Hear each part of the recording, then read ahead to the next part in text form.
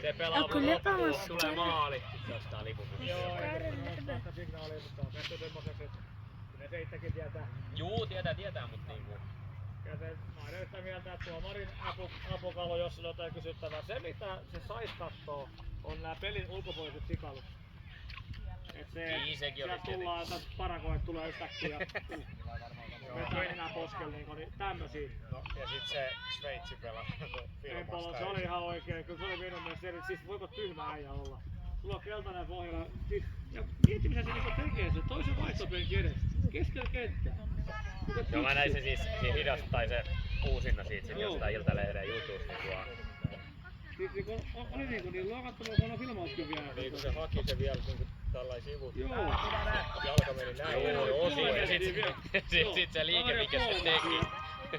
Paredes on vielä niinku puolen päivän päästä tuolla lähti hyppyyn. Jesali!